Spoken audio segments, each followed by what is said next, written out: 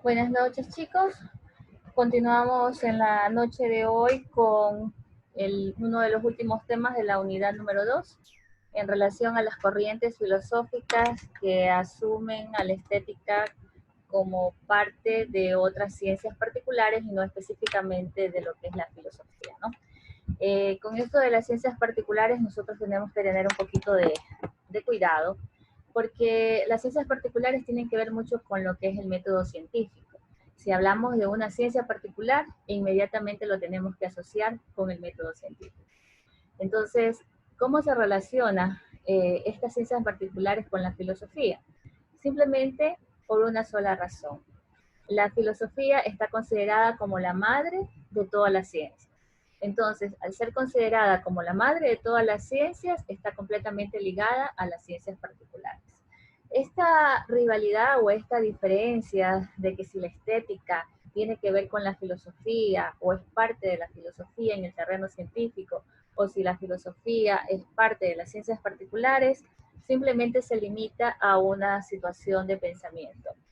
Cuando nosotros hablamos de un método en el tiempo antiguo, estamos hablando de un método que de pronto se queda a nivel de, una, de algo motivador o algo que se está haciendo en ese momento y se descubre. Es un descubrimiento. Pero cuando hablamos de un método científico, ya en esta época moderna, estamos relacionándonos, lo estamos relacionando con algo ya artificial, es decir, con un experimento. Esa es la única diferencia, ¿no? Entonces, vamos a recapitular. Eh, la estética es una ciencia que realmente ha sido considerada y pensada por muchas personas, por muchos filósofos, por muchos estudiosos y indagadores en lo que es la investigación, en las líneas de investigación. Y se ha querido ubicar a la estética para ver si esta pertenece al campo de la filosofía o si pertenece al campo de las ciencias particulares. En esta discusión que se abre, se concluye que realmente sí tiene que ver la filosofía con las ciencias particulares. Esto es lo que nosotros estábamos viendo el otro día, si la filosofía llega a la categoría de científico, si la estética llega al terreno científico, al conocimiento, si es algo que se percibe por parte de las emociones, de los sentimientos. Entonces siempre vamos a tener esa forma de, esa diversidad de pensamiento, se podría decir. Pero lo único realmente verdadero es que si nosotros consideramos a la filosofía como la madre de todas las ciencias, entonces es el origen, es el inicio.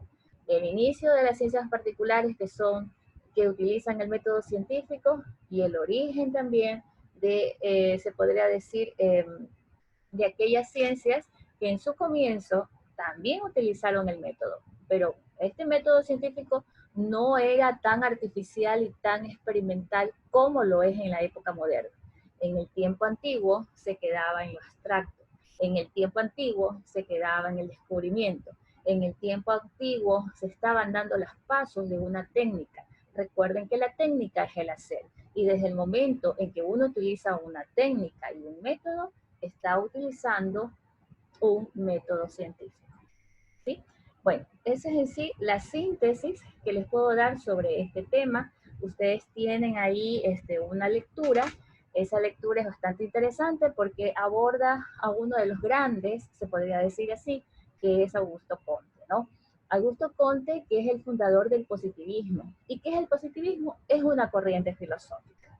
Y como tal, nosotros la abordamos. Una corriente filosófica que nos permite de pronto abarcar el terreno no solamente de la ciencia social. Recuerden que el positivismo tiene que ver con la sociología, es decir, cómo se despiertan todos este conglomerado social, cómo se relacionan entre sí, porque Augusto Comte tuvo que ver con el inicio de este análisis que él dio en relación a las diferentes ciencias que nosotros acabamos de ver, ¿no?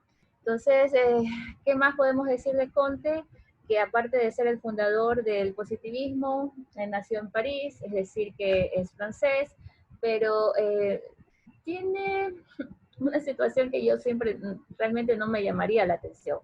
Una problemática personal que lógicamente lo lleva a luchar, ¿verdad? A luchar por sus ideales, por sus pensamientos, porque él pertenece a un partido político de centro izquierda. Y entonces, por eso yo digo que la mayoría de los literatos, la mayoría de las personas que pensamos, que nos damos cuenta de lo que sucede en nuestro entorno, somos socialistas, aunque no comulguemos con el socialismo actual, porque recuerden que el socialismo vendría a ser la sociedad perfecta, porque es una igualdad para todos. Pero ese socialismo bien llevado, no el socialismo que nosotros vemos y que ejercen ciertos gobiernos, ciertos políticos. Entonces, siempre vamos a tener una mentalidad social. Por eso el autor, el poeta, el artista, el novelista, si usted indaga en su vida, en su biografía, siempre va a tener este contexto social. Entonces, tenemos en esta problemática de Comte, yo lo digo así, porque por sus ideales, por su forma de pensar, lógicamente tiene que tener una familia que va por la misma línea, perdió a su hijo, ¿no? Prácticamente se lo mataron. Entonces esto hizo que se agrave más, o no, no que se agrave, sino que se profundice más sus pasos por lo que es la parte social y entonces se convirtió en un defensor de los derechos humanos. Bueno, esto es todo en cuanto les tengo que decir y en relación al tema, ¿no? El día de mañana, o bueno, no sería mañana, estaríamos viendo ya el último tema de la unidad número 2 y la próxima semana continuaremos como una especie de refuerzo para prepararnos a los exámenes que comienzan ya el 18 de enero.